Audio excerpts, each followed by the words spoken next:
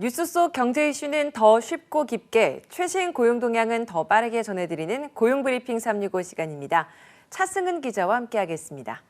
안녕하세요. 안녕하세요. 오늘 어떤 이슈 가져오셨나요? 네, 개인적으로 내 인생을 적자와 흑자로만 딱 나눠본다면 앵커님께서는 언제라고 생각하세요? 적자, 흑자 그 분기점을 네. 저는 결혼? 아, 기자님은 혹시 언제가 그 적자, 흑자를 나눈 분기점이었나요? 저는 입사라고 생각합니다. 그러면 제가 또 어떻게 되나요? 좋습니다. 네. 네, 첫 번째 이슈픽 주제는 통계청에서 조사한 2020년 국민 이전 계정을 보면 그 답이 보일지도 모르겠습니다. 통계청이 2020 국민 이전 계정을 통해 개인의 생애를 적자와 흑자로 따져본 자료를 냈는데요. 네, 적자와 흑자는 한 사람이 나이가 들어감에 따라 변화하는 소비액과 노동소득액의 차이로 계산하는데요. 언제가 가장 적자일까요? 이렇게 또 금전적인 수입으로 이야기를 하니까 아무래도 사회에 나가서 돈을 벌기 시작하기까지는 사실 모두가 적자 인생 아닌가요? 네, 맞습니다. 태어나면서부터 적자로 시작하는 건 어찌 보면 당연해 보이죠. 16살에 3,370만 원으로 최대 적자를 기록하는데요. 왜냐하면 교육 등의 소비는 가장 많은 시기이지만 노동소득이 없기 때문입니다. 네, 인생의 그래프를 적자와 흑자로만 구분한다고 하니까 참 흥미로운 통계인 것 같습니다. 그러면 생애 가장 흑자 시기가 언제였는지가 궁금하네요. 네, 16세 이후 적자 인생이 계속되지만 27세부터는 삶이 바뀝니다. 직장에 입사하거나 경제 활동을 시작하면서 흑자 인생으로 돌아서기 때문인데요. 43세 때는 경제적으로 정점에 올라서는 시점입니다. 43세 때는 연 3,710만 원을 벌어서 1,984만 원을 쓰고 1,726만 원이 남아 흑자로 돌아선다는 건데요. 40대 때는 씀씀이도 크지만 소득이 높아 흑자액이 다른 연령대와 비교해 많았습니다.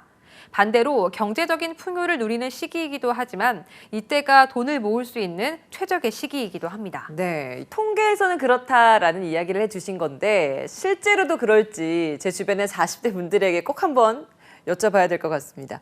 자, 이렇게 흑자 인생, 그렇다면 그 정점이 언제까지 지속되는 건가? 이것도 궁금하네요. 네, 생애주기 흑자는 50세까지 지속되는 61세부터는 급격하게 떨어집니다.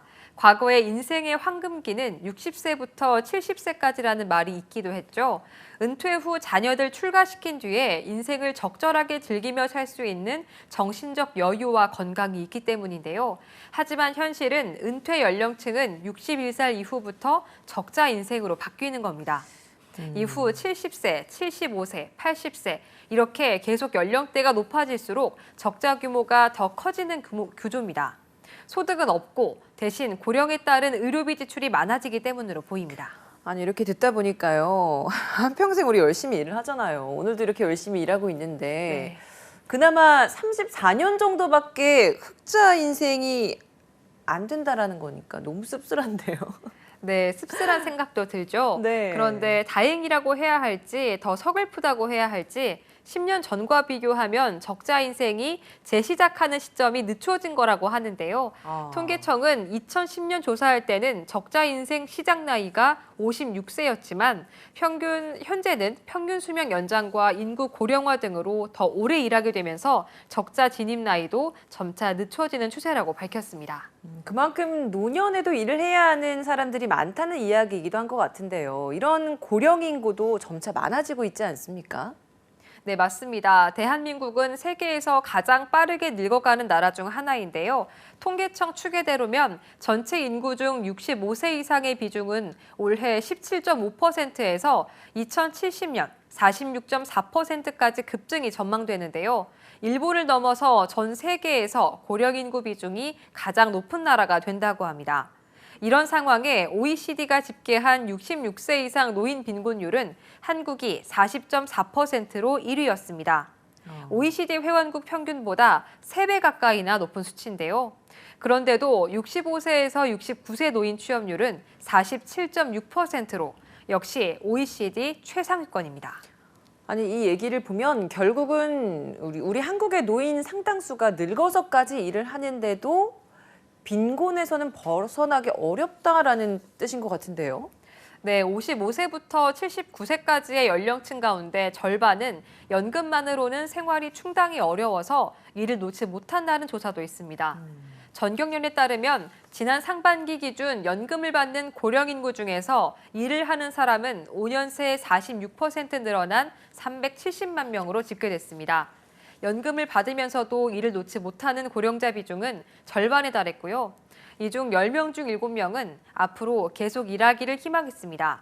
그 이유로는 생활비 보탬이라는 응답 비중이 57%를 차지해서 노인 빈곤이 현실화하고 있다는 우려도 나옵니다. 빈곤이 곧 불행이 되지 않도록 사회 안전망 강화와 함께 지역사회 관심도 필요해 보입니다. 두 번째 이슈픽 주제 짚어보겠습니다. 어떤 내용인가요?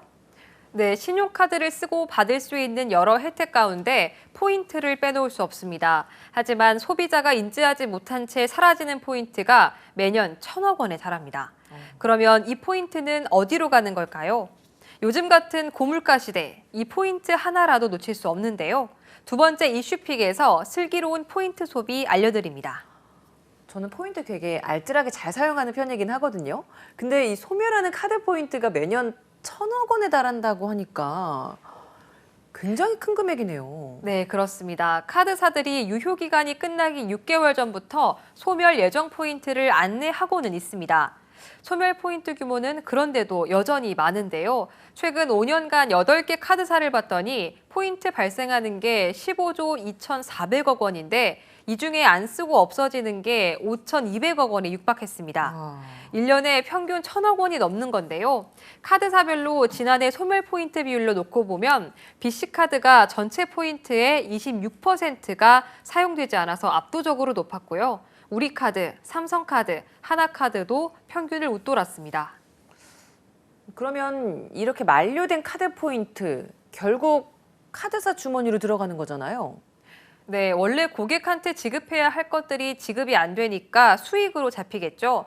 이 중 5%, 약 50억 원 정도는 기부되고 나머지는 카드사의 부가 수입으로 그대로 들어갑니다.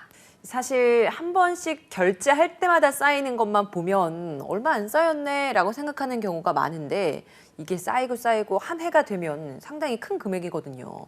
당장 쓸 수 있는 분야에서는 좀 써야 될 것 같은데 어디가 있을까요? 네, 가장 간단하고 빠르게 활용한 건 현금화인데요. 보통 1포인트가 현금 1원과 같습니다. 카드사 홈페이지나 앱에서 신청할 수 있는데요. 하지만 카드사마다 일일이 조회하는 거 생각만 해도 번거롭습니다. 이때 여신금융협회가 운영하는 카드 포인트 통합 조회를 활용하면 편리합니다. 네, 해당 사이트에서는 한꺼번에 확인을 하고 현금화까지 진행되는 건가요? 네, 회원 가입할 필요도 없이 비회원도 본인 인증만 거치면 됩니다. 카드 포인트는 현금화에도 따로 세금을 안 매긴다는 이점이 있으니까요. 휴대전화로 바로 해보셔도 좋습니다.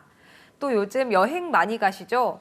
해외여행을 앞두고 있다면 항공 마일리지로 바꾸는 것도 가능합니다. 네. 그런데 이때는 해당 카드사의 마일리지 카드를 갖고 있어야 가능한 경우가 많아서 따로 확인이 필요합니다. 네, 그런데 지금 이것도 뭐 여신금융협회가 운영하는 카드 포인트 통합도 조회를 해야 하고 마일리지로 또 전환해야 하고 이런 것도 번거롭다 느끼는 분들 분명히 있을 것 같아요. 이런 분들을 위한 진짜 꿀팁은 없습니까? 네, 신용카드 대금이나 카드 연회비, 할부이자 수수료 결제에도 사용할 수 있습니다.